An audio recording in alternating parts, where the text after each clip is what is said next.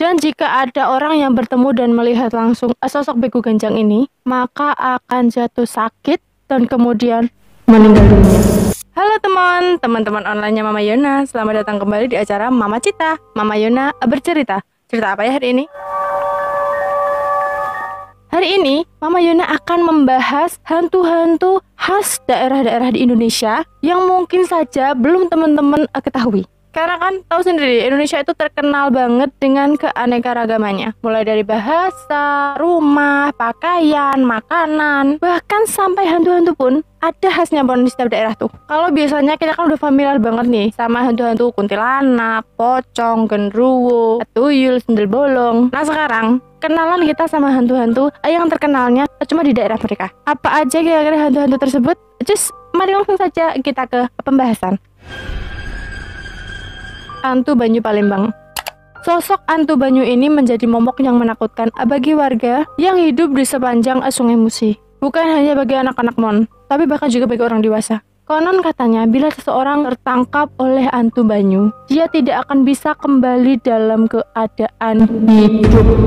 Menurut kisahnya, hantu Banyu akan membawa tubuh korbannya ke dasar sungai, lalu di sana dia akan menghisap sumsum tulang belakangnya. Dan 2 hari kemudian, jasad korban akan ditemukan di tempat yang sama dengan tempat awal korban masuk ke dalam air. Nah, pada jasadnya itu Mon, biasanya akan ditemukan lubang yang dipercaya oleh masyarakat bahwa lubang tersebut adalah bekas hisapan dari hantu Banyu itu. Hantu Banyu dipercaya kerap menampilkan diri, terutama di perahu-perahu yang tertambat di Sungai Musi dan jembatan kayu dari rumah rakit ke permukaan air. Nah, ini ada ciri-cirinya Mon. Tempat yang sudah didatangin oleh hantu Banyu ini biasanya muncul banyak sekali lendir misterius. Ciri lain dari kedatangan hantu Banyu adalah pada saat air pasang sedang mengalir, muncullah pusaran air. Nah, pusaran itulah Mon yang disebut istananya hantu Banyu.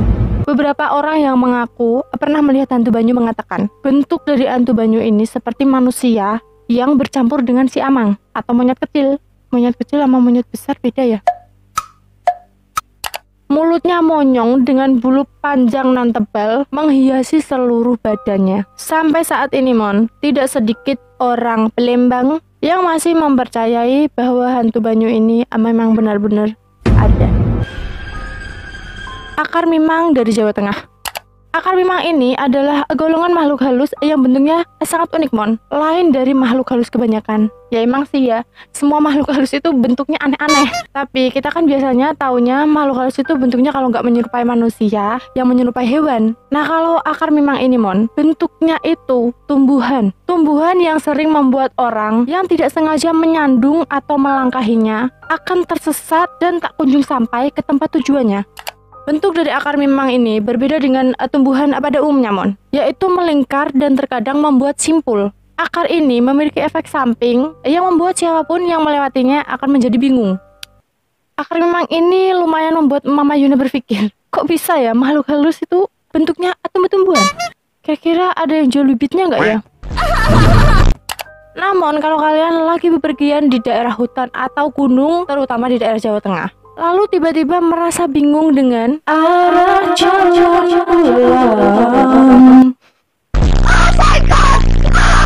atau tersesat, bisa jadi kalian baru saja menginjak atau menyandung si akar mimang. Rang Tua Malam Madura. Sebenarnya istilah Rang Tua Malam ini tidak dikhususkan untuk hantu saja Mon. Rang Tua Malam adalah bahasa daerah Madura yang jika diartikan memiliki makna orang tua malam. Konon, nama tersebut diambil dari ciri sosok pria tua yang memakai kopiah dan juga baju adat khas Madura. Di mulutnya terselip sebatang rokok yang menyala. Mereknya apa ya? Maaf. Mitosnya, sosok tersebut itu hanya berupa bayangan hitam atau bisa disebut siluet dengan nyala api menyerupai rokok yang menyala di mulutnya. Menurut berbagai sumber, Rang Tua Malam mitosnya adalah bentuk dari praktik ilmu hitam yang dilakukan oleh masyarakat. Setidaknya ada 2 versi pandangan yang berbeda. Yang pertama berpendapat bahwa Rang Tua Malam adalah sosok dari seorang yang memiliki ilmu hitam yang berubah wujudnya ketika memasuki waktu malam. Nah, ketika malam hari ini, dia dipercaya berkeliling untuk mencari tumbal.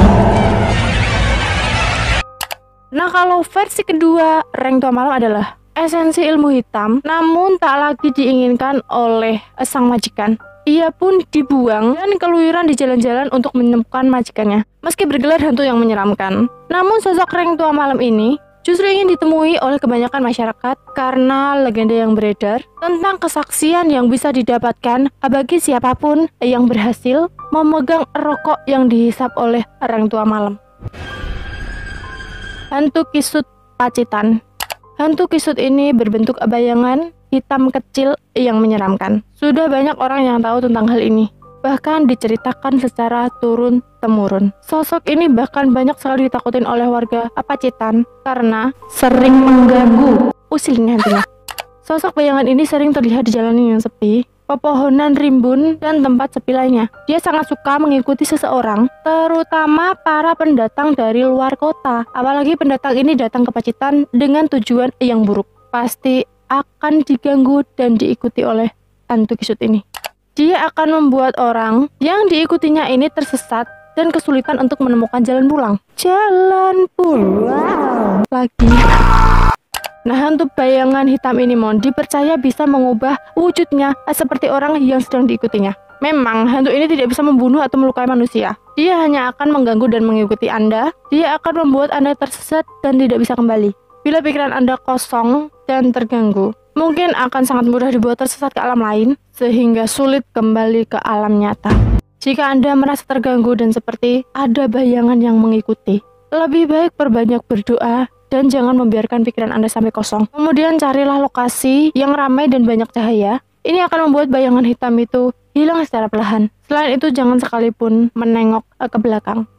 Nah, sampai saat ini sosok hantu kisut ini masih dipercaya oleh masyarakat Pacitan, walaupun ceritanya sendiri sudah mulai hilang dengan kondisi zaman yang semakin modern. Tetapi kisah hantu kisut ini akan tetap diceritakan secara turun-temurun. Begu Ganjang Tapanuli Utara. Jika diterjemahkan secara sederhana, begu memiliki makna roh atau hantu, sementara ganjang adalah panjang. Jadi bisa diartikan hantu yang panjang.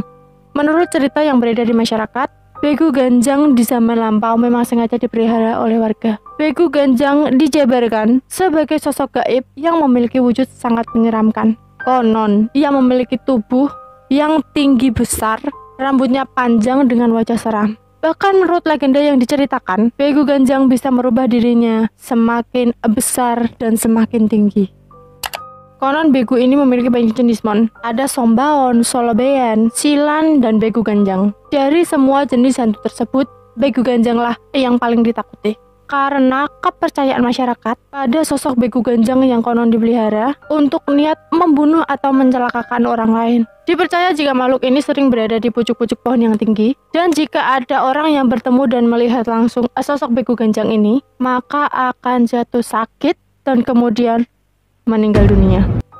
Menurut legenda, makhluk mistis begu ganjang ini memang dipelihara oleh warga tapi digunakan sebagai penjaga pertanian dan perkebunan. Baik, sebenarnya ini tujuan awalnya dipeliharanya hantu begu ganjang ini. Jadi hantunya ini melindungi perkebunan dan pertanian itu dari aksi pencurian. Namun banyak yang berpendapat bahwa sifat serakah manusialah yang membuat makhluk legendaris itu mulai melenceng dari tugas awal. Jika awalnya begu ganjang ini digunakan sebagai penjaga, lama-kelamaan ia diperintahkan untuk membunuh, sama halnya seperti dengan santet. Namun, tidak ada yang gratis di dunia ini. Sebagai pemilik begu ganjang, sebagai kompensasi, mereka harus menyiapkan nyawa manusia sebagai tumbalnya. Isu yang beredar adalah konon begu ganjang ini berasal dari arwah bayi yang meninggal sebelum 7 hari. Organ bayi tersebut dicuri oleh dukun beraliran ilmu hitam yang kemudian menempanya menjadi begu ganjang. Namun, itulah tadi beberapa hantu-hantu khas daerah-daerah yang ada di Indonesia yang mungkin belum banyak kalian ketahui. Memang baru beberapa saja yang Mama Yuna ceritakan ini, karena banyak sekali hantu-hantu yang lain. Mungkin saja Mama Yuna bisa ceritakan di segmen Kamis Manis berikutnya lagi.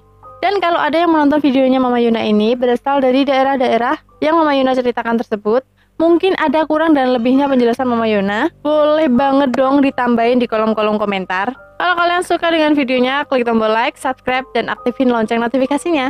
So, terima kasih sudah menonton video Mama Yuna hari ini. Sampai ketemu lagi di video Mama Yuna selanjutnya. Dadah!